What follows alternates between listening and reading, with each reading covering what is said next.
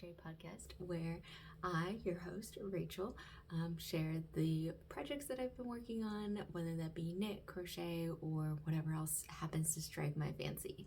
Today is Easter Sunday, so for those of you who do celebrate, he is risen. It is a joyful day, and I'm just happy to be here. So the very first thing I want to show you guys is actually a finished object, but it's a finished object from, I have no idea when I finished it, honestly. And it's also one of those things that I'm not truly sure that it's finished, because when I did bind off, I was like, I don't know if that's like a great item, if it's functional, if it's what I meant for it to be. It was just an improv object, and that's probably the best word for it. So we all, I think, get these videos on our social media of people knitting or crocheting different unique items. At least if you're a crafter, you get that kind of thing. And I had seen people using zippers in projects and crocheting around like the zipper tape to make something. And so I thought that might be kind of fun. And I was just using up some scrap yarn, and I made this guy.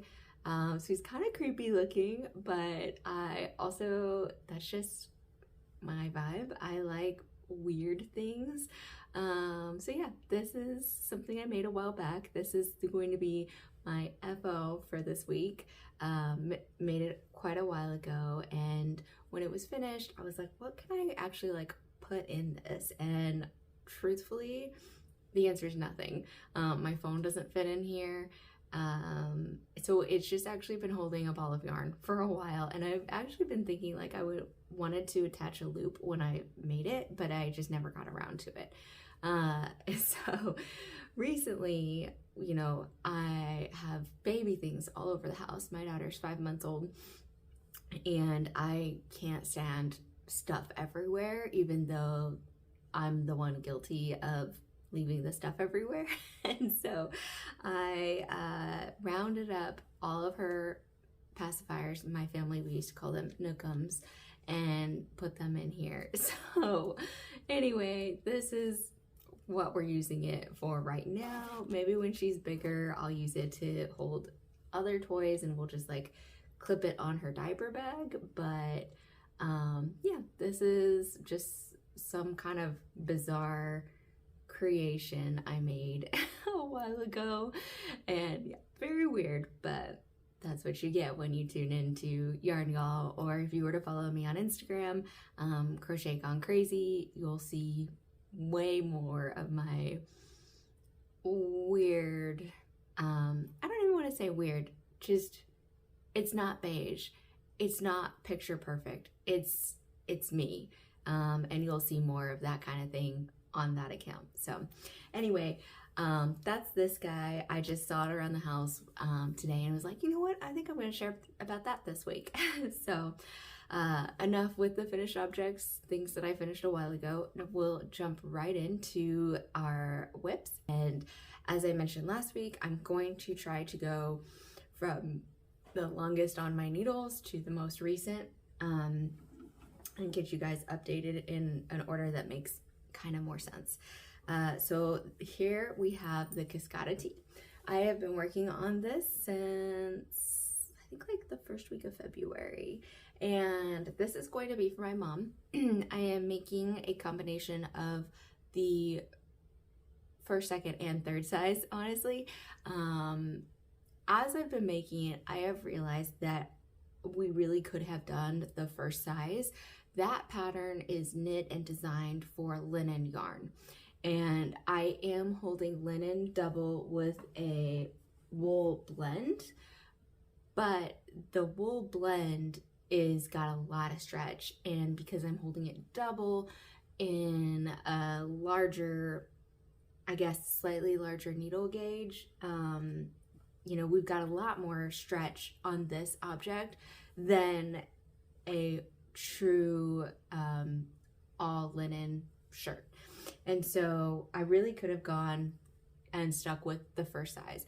When I looked through the pattern notes and other people's projects, I saw that a lot of people mentioned that the neck was really wide. And so, as I've mentioned in previous podcasts, I didn't want a neck that was so wide that my mom wouldn't enjoy wearing it.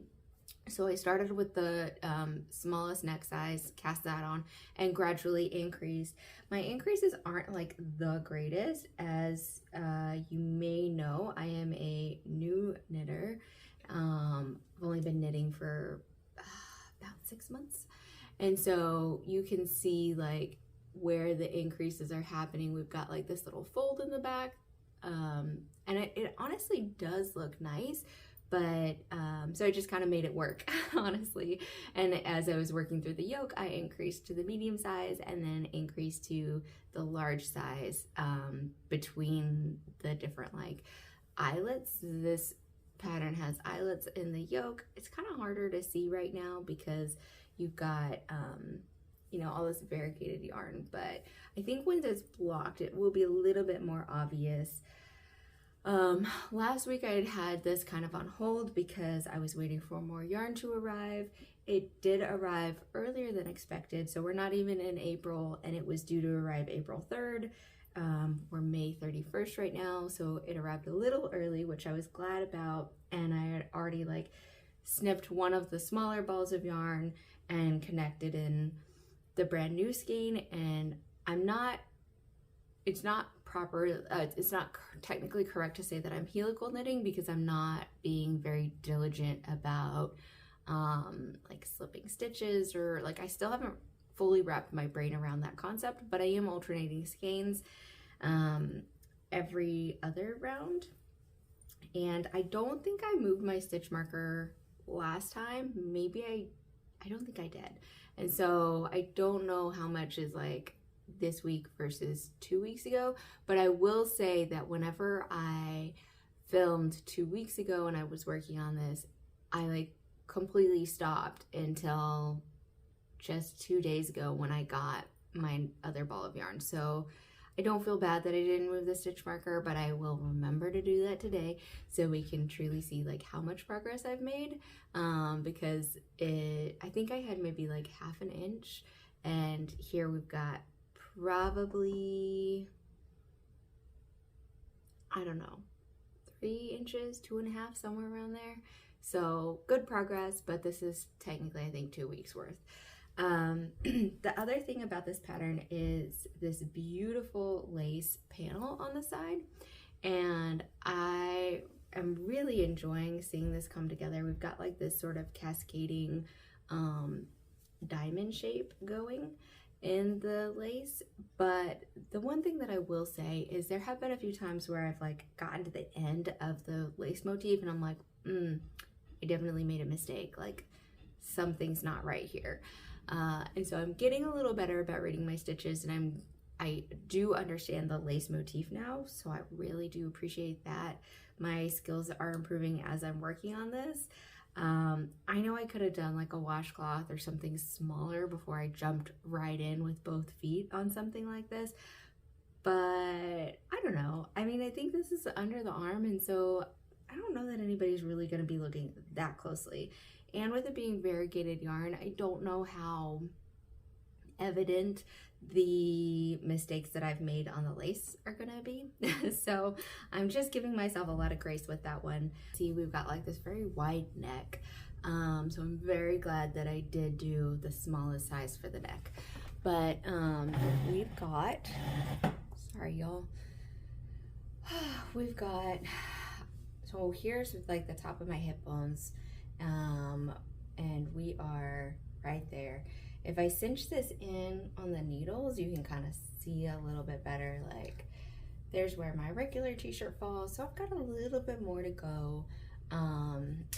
There is the lace motif there. It's again not super evident within that variegated yarn, but it is very pretty. Now here's what I wanted to show y'all is you start with like a narrow lace panel and it expands as you go down the side, and there are no increases or decreases on the other side, which is nice. Like I do like an asymmetric look. We've just got a purl line going down this side right here, but here's my problem is with this being not just linen, and it being a linen and wool blend, I am kind of concerned that this is not going to like fit in a very flattering way, because the shirt starts like, you know, very wide for the shoulders, and then you've got like a taper in for the bust underarm area, and then you've got like this line coming straight down and this line going way out. And so I feel like it's gonna just fit weird if I keep expanding and expanding on that lace panel motif. So here's what I'm kind of thinking I'm gonna do.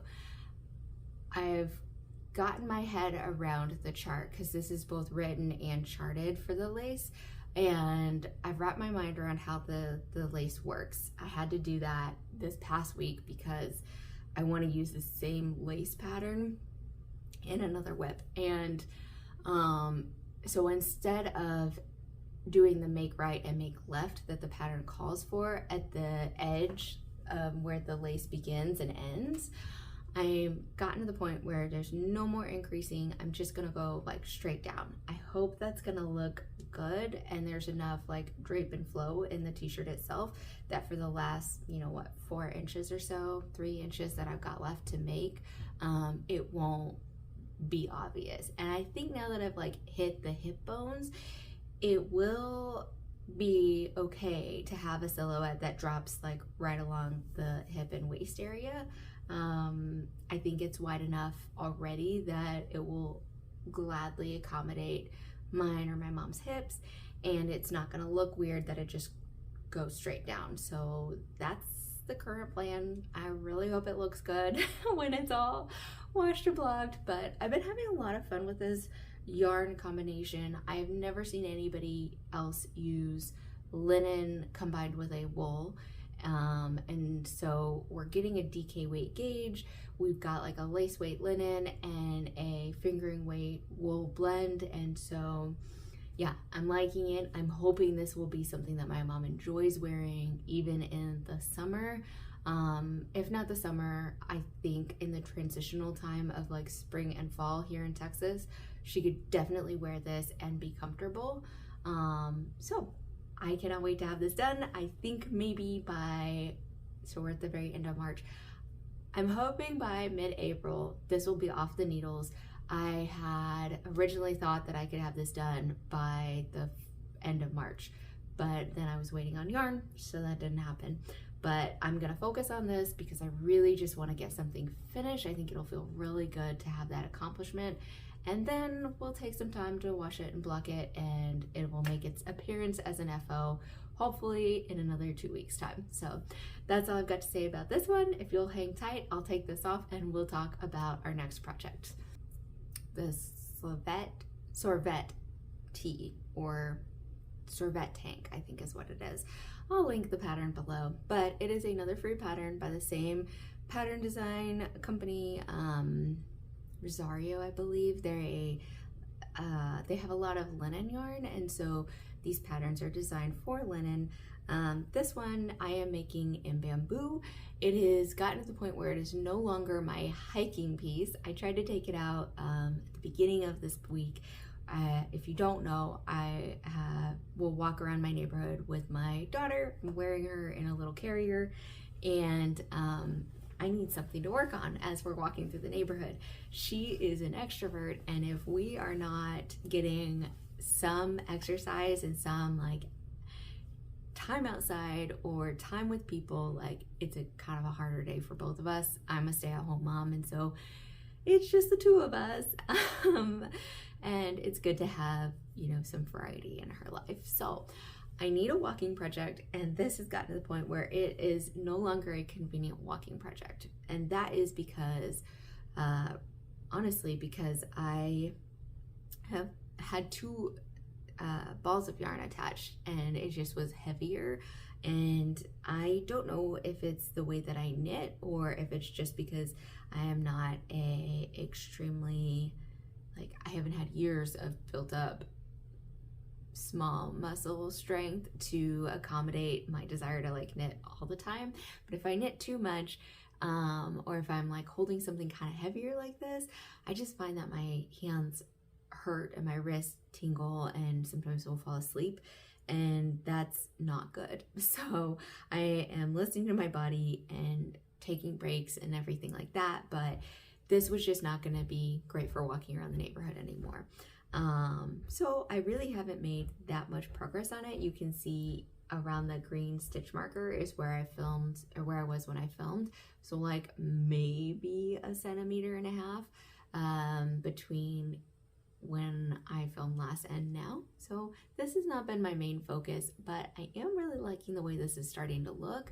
I think I'm finally at the place where I am ready to switch to stockinette, but it's not just going to be stockinette. It's actually going to be stockinette for like 80% of the pattern, but then in the back, I'm using that same Cascada lace motif on a triple repeat with no increases, and I'm just going to do that along like the back, along the spine basically.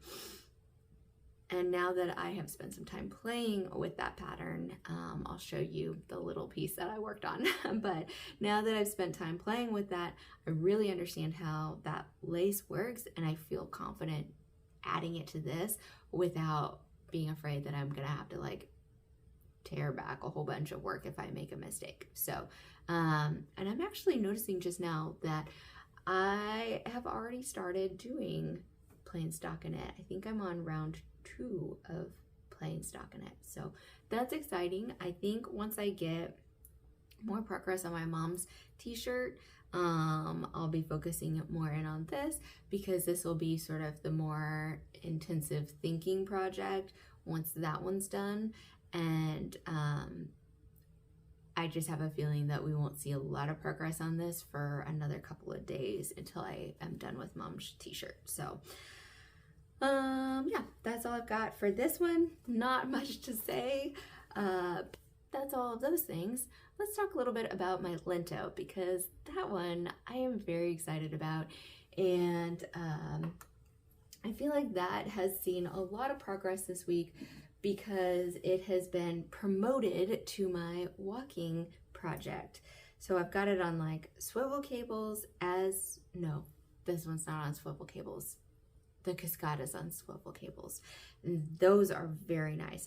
I cannot recommend enough swivel cables. Although I will say, make sure you know what your knitting style is before you buy like a bunch of tools on the advice of another knitter, because I have learned that while I can do magic loop, for now, it's just not really my favorite thing. And maybe I'll change my mind about that later, but truthfully, like I'd rather use DPNs than mess with magic loop. And that's, from what I have seen, not the most popular opinion or knitting style out there, but I don't know. Outside of the fact that there's more things to manage your stitches and more opportunities to have wild free stitches, or like live stitches that could fall off your needles, I do find DPNs easier. There's just greater risk, I guess. So anyway, this is my lento. It's coming along.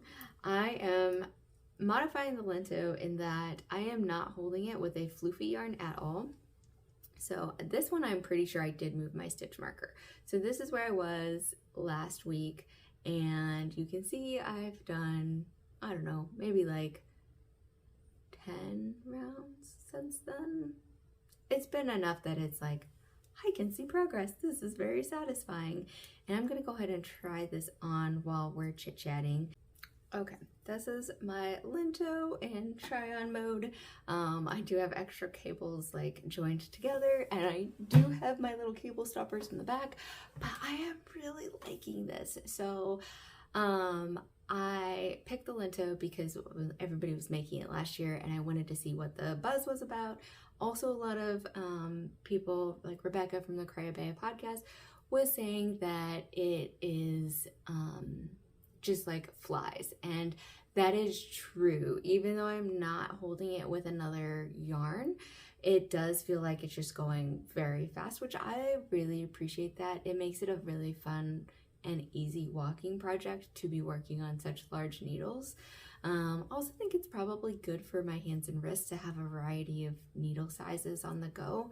Being in a warm climate, I am tempted to make everything out of fingering weight, but I do think it's good for me to have a variety of things. So this is a fingering weight yarn. It's something that's been in my stash for years that has been like made into things and then frogged and like started on another thing and frogged. And so I'm happy to see it coming into something that like I think it's gonna stay. Like I'm not gonna frog this. This is gonna be what it is. So I've still got lots of yarn left, which is good. When I bought it, I bought 2 skeins, and I may even have enough to make something for Pearl. That would be so cute if I had like a mini lento for her and one for me. But here's the thing that I'm thinking about this is I like to be able to cover my tattoos, and I also live in Texas and it is hot. And so covering your tattoos is not always easy when you make the decision to have like a chest tattoo or a shoulder tattoo. And so over the past 2 or 3 years, I've really been getting into wearing like a tank top and then a cropped t-shirt over the top. And so it covers my shoulders, but it is got the flexibility of like if I'm outside or going on a walk, I can take off that t-shirt layer and I've still got my tank top on. So this is kind of what I'm thinking about this lento, is I'm kind of tempted to just like end it around here so that it's a short sleeve and then crop it right after I get to like the rib cage bust area. And I haven't decided if I would want to do the same ribbing that they do on the bottom of the original design or if I just want it to like hang loose. So as I make progress on this, you'll see me doing more try-ons and deciding like how I want this garment to fit. But I can totally see myself making more of these because like, this is so cool looking. Even if it's just like not a thing yet, like it's basically a skirt sitting around my neck. So, but I don't know, not having made a ton of garments before, I am just so satisfied with the way that this is turning out. I am at that stage where I'm like, I am making a thing. So anyway, excuse me having my little like fangirl moment, but this is a cool design. Maybe the next lento I make, I'll add like that lace motif that I've been talking about so much. Or maybe I'll try new stuff. We'll see, we'll see. There's so many. That's the thing that kind of sucks about knitting and crochet really, is that there's so many different directions you can go if you're willing to go off script and go a little rogue. And it's always that thought process for me of like that path not taken, you know. So like if I just continue and make this into a whole sweater, am I gonna be bummed that I don't have a short sleeve version or a cropped version? Or if I decide to crop it, but then I'm like, maybe I should make this a long sleeve version instead. Like there's just so many options, which I think is one of the cool things about making your own garments. So anyway, excuse the tangent, but this is the project or progress I have on the lento. I think I'll probably be hopefully splitting for sleeves the next time we chit chat. If not, for sure, by the time I've got my mom's cascada done, this one will have split for sleeves and we'll be making decisions and stuff. But that's all I've got to say about my finished objects. Let's chat a little bit briefly about some books and the acquisitions from this week, because there are a few. Okay, we're back. So last week I mentioned that I was going to be doing some decluttering and going through my yarn stash and like rounding up all of my tools and supplies for my hobby because it had really like gotten out of control. My yarn cupboard is in my daughter's new nursery room and used to be my office, and so getting in there is not always the most like easy thing to do. We don't have a really big home, and so like there's no better place for it. That's just where it is. But consequently that means that I can't be like pulling out all my yarn while she's napping. And oh, by the way, she's 5 months old. Like she needs me when she's awake, and so I can't be going through yarn when she's awake. So it's like a catch-22. And I just gotta tell you, like, I've heard other people say this, but it is so important to, as a hobbyist, as a crafter, to go through your stuff on a regular basis. Like the way that all these girlies are displaying like all their yarn in these beautiful little like what is it, the helix shelves, like the little cubby systems, is so smart, because I think I know I can fall into that trap of like out of sight, out of mind. And not that it's gonna allow me to go through my crafts any faster, so that is part of the reason why I have mine put away. But I do think it's good to just like go through your stuff and be familiar with how much you have, because it's so much easier for you to say no when you need to, or yes, this will complement what I know I have, when you know what you have, right? So anyway, I'm sure I'm preaching to the choir. I'm sure you guys know this already, but if you haven't spent some time with the yarn you already own, go in there and play for a little bit, because you will probably be inspired and re-energized to craft if you haven't done that lately. So that being said, we do have a few acquisitions. So with the Cascada tea I talked about earlier, you may know that I was waiting for yarn to come in, because I had bought 2 skeins originally of the sock base from Arcane Fiber Works. I always want to say Arcade Fiber, which is a band, not a yarn dyer. They're based in Canada. He does these really wonderful videos of like him dyeing up his yarn, and that yarn was his Superwash Merino nylon fingering weight or sock base, and it's a 80/20, and it's 400 meters for 2 skeins. So originally when I was gonna make the Cascada tea, I thought, I was gonna make the smallest size, and so I only bought 2 skeins of yarn. And then here we are, nearly done with it, and I was like, I think we're gonna run out. So I went ahead and bought more. I figured there's really nothing wrong with having more yarn. There is, but that's another conversation. At least in my home, I don't need more yarn. But because I was ordering, I figured I might as well buy enough yarn so I don't have to pay shipping. And so I found another color that I liked and added that to my purchase. And now this is just his tonal teal yarn. It's very lovely, and the reason why I bought this was because I would like to know how that yarn combination of linen with a sock yarn feels and how it wears, and if it's comfortable, and if I would want other garments from it, if my mom might enjoy other garments from it. And so like I just think that I should experience this yarn combo too, basically. So this is what I went with. I haven't swatched it or anything. Obviously it's still in the balls and the hanks, but I just thought like, yeah, let's go ahead and try it. However, I must have been tired, or maybe I just didn't spend that much time like thinking about it, or I know what it was. I was actually probably influenced by an article I was reading saying that like teal looks good on everybody, no matter what your skin tone. And I do think like this will probably look good on me, so I'm not that worried about it.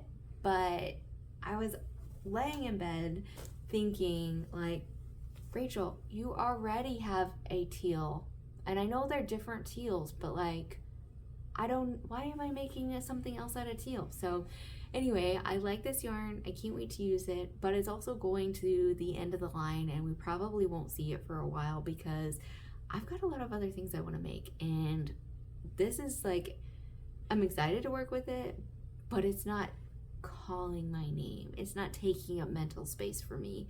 It's just like, oh, I got this teal yarn, I'm gonna use it someday. So probably not the smartest move, because I think that if you're gonna spend money on something, it should bring joy, but c'est la vie. It's water under the bridge at this point. So this is the real main acquisition I got this week. I had a friend, I mentioned this last week, that is moving, and so she asked me if I wanted her yarn, and I was very good. She sent me pictures of it, which I thought was really cool, because for me, I'm like, do you want yarn? And I'm not going to send you photos. You just have to say yes or no. But yeah, she lined it all up and sent me pictures, and a lot of it was yarns that like I really wouldn't buy in the store, so I just don't see myself using. So it was easy to say no, but she had this whole bag of Mira handcrafts.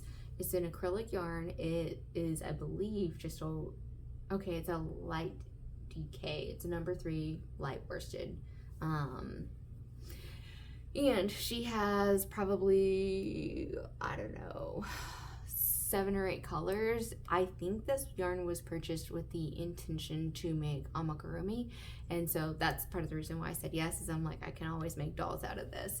But it's just all these like different, sorry, it's crinkly bag, but like fun Eastery colors. This one's not really Easter, but bright colors, and I'm sure I'll make some dolls out of this yarn.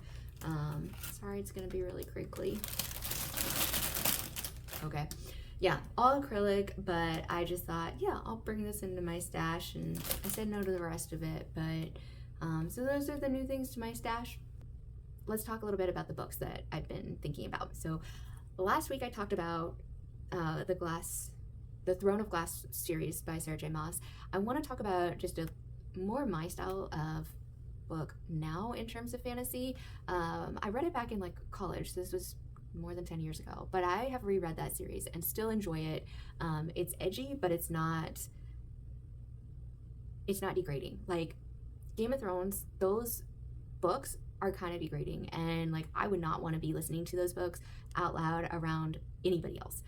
That's like very interesting storytelling, very interesting plot lines, and just, you know, I get why people are so into the shows and everything, but they're just not very like wholesome in any shape or form. And I am not going to sit here and tell you like you should only read wholesome content, but I will say that what we spend our time doing shapes and impacts who we are and who we become. And so I go through seasons where I am better at this than others, but I do try to be thoughtful about like what I'm consuming media wise. And you know, I have 10 years of book reading, fiction, nonfiction, that I will be sharing here, and so some of this will be from different stages and seasons in life. But yeah, so the one I'm going to talk about now is called the Night Angel trilogy. It's an older trilogy. It's been out for at least 10 years because I found it when I was in college, and that was a while ago.